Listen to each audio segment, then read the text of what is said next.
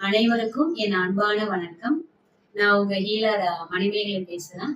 Like, subscribe செய்து வாழ்த்துக்கள் மற்றும் கருத்துக்கள் தெரிவித்த என்னுடைய ஃப்ளவர் ஃபேமிலிக்கும் மற்றும் உங்களுடைய அன்புக்கும் ஆதரவுக்கும் என்னுடைய மனமார்ந்த நன்றிகள். இன்னைக்கு நம்ம பார்க்க போற ஃப்ளவர் ரெமடிக்கு முன்னாடி நம்ம மனசு நம்ம ஒவ்வொரு விஷயத்துலயும் எவ்வளோ ஆக்ஷனா இருக்குது, ஒவ்வொரு செயல்லையும் பின்னாடி மனசு எவ்வளவு தூரம் இருக்குது அப்படின்றத பத்தி சின்னதா பார்ப்போம். நம்ம உடம்பு சரியில்லைன்னா நம்ம எவ்வளவு மருத்துவங்கள் நம்ம பார்க்கிறோம். Allopathy, homoeopathy, Ayurveda, Siddha, Unani, acupuncture, acupressure, therapy, இந்த மாதிரி நிறைய மருத்துவங்கள் சம்பந்தப்பட்டது உடம்புக்கான இருக்குது. மனசுக்கு நம்மளோட எமோஷனல் பேலன்ஸ் பண்றதா இருக்கட்டும், அதுல இருந்து ஓவர் டேக் பண்ணி வரதா இருக்கட்டும், அந்த ஸ்ட்ரெஸ் இல்லாம நம்ம மனசை பாதுகாக்கிறதுக்கு நமக்கு ஒரு ஃப்ளவர் ரெமடி அப்படின்னு ஒண்ணு இருக்குது. இந்த யூடியூப் சேனல் கிரியேட் பண்ண நோக்கமும் அதுதான். எல்லாருக்கும் இப்படி ஒரு விஷயம் இருக்குன்னு ஃபர்ஸ்ட் தெரியப்படுத்தணும், அவங்களுக்கு தேவையானவங்க அதை எடுத்துக்கணும், அந்த ஸ்ட்ரெஸ்ல இருந்து வெளில வரணும் அப்படின்றதுதான் இதோட நோக்கம். நம்ம இன்னைக்கு ஃப்ளவர் ரெமடி பார்க்கலாம். இன்னைக்கு நம்ம பார்க்க போற ஃப்ளவர் நேம் கிளாரந்தஸ். இது இந்த கேரக்டர் எப்படி இருப்பாங்க அப்படின்னா, சரியா தவறா, நல்லதா கெட்டதா, எஸ்ஸா நோவா அப்படின்ற ரெண்டு விஷயத்துல முடிவெடுக்கிறதுல ரொம்ப அவங்களுக்குள்ள தடுமாற்றம் இருக்கும்.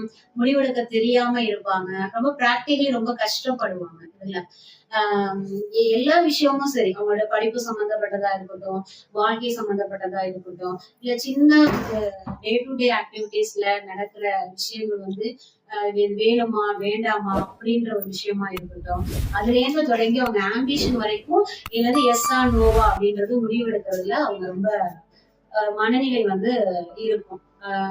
கஷ்டப்படுவாங்க முடிவெடுக்கிறதுக்கு. ஸோ அந்த கேரக்டர் தான் கிளாரந்தஸ் அப்படிங்கிறது. இதுல நம்ம ஒரு கேஸ் பார்க்கலாம். ஹஸ்பண்ட் ஒய்ஃப் ரெண்டு பேரும் வந்திருந்தாங்க.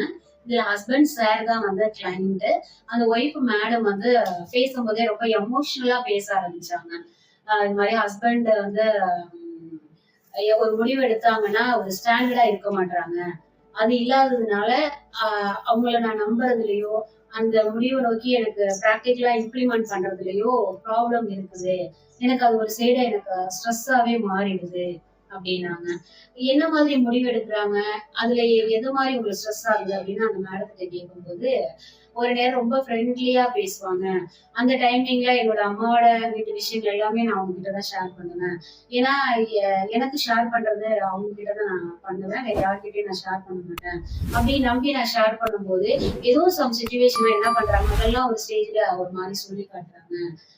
இப்ப இவங்களை நம்புறதா வேண்டாமா, நம்மளோட விஷயத்த அவங்கள்ட்ட ஷேர் பண்றதா வேண்டாமா அப்படின்ற மாதிரி எனக்கு ஒரு ஸ்ட்ரெஸ் ஆயிடுது. அதே மாதிரி ஒரு லோன் எடுத்து 2 வீலர் வாங்கலாம்னு முடிவு பண்ணாங்க. ரெண்டு பேருமே அந்த டியூ அமௌண்ட் சேர்ந்து கட்டலாம்னு பிளான் பண்ணியிருந்தோம். நானும் ஏர்ன் பண்ணிட்டு இருக்கிறேன். சரி, ஓகேன்னு முடிவு பண்ணியிருந்தேன். பட் அவங்க ஹஸ்பண்ட் ஒரு ஒரு 6 மாசம் சப்போர்ட் பண்ணாங்க பினான்சியலி. அதுக்கப்புறம் என்னால முடியலைன்றாங்க. இப்போ நான் தான் அந்த டியூ கட்டுறேன், எனக்கு பினான்சியலி ரொம்ப கஷ்டமா இருக்குது அப்படின்னு ரொம்ப ஃபீல் பண்ணி அவங்க பேசிட்டு இருந்தாங்க. அப்ப அந்த சார் கிட்ட கேட்கும்போது, நான் ஒரு முடிவு எடுக்கிறேன், அது ரிசல்ட் நெகட்டிவா போயிடுது, தப்பாயிடுது, நான் என்ன பண்றது அப்படின்ற மாதிரி அவங்க சாதாரணமா அந்த முடிவு எடுத்ததை பொறுத்து அவங்க சொல்றாங்க. பட் இதுல அதிகமா பாதிக்கப்பட்டது யாரு, இல்ல ரெமடி யாரு எடுக்கணும் அப்படின்னா, ஆக்சுவலி ஹஸ்பண்ட் சாருக்காக தான் இங்க வந்தாங்க. ஆனா அந்த மேடமும் ஃபர்ஸ்ட் ரெமடி எடுக்கணும். ஏன்னா இவங்க எடுக்கிற ஒரு சார் முடிவுனால மேடம் தான் ரொம்ப ஸ்ட்ரெஸ்ல இருக்காங்க. சோ அவங்களும் ஃப்ளவர் ரெமடி எடுக்கணும், இவங்க சாரும் எடுக்கணும். ரெண்டு பேரும் எடுக்கும்போது என்ன ஆகும் அப்படின்னா, சார் எடுக்கும்போது என்ன மாதிரி பாசிட்டிவ் ஃப்ளவர் ரெமடி கொடுக்கும் அப்படின்னா, ஒரு தெளிவான ஒரு பாதை, தெளிவான ஒரு முடிவு கொடுக்கும்.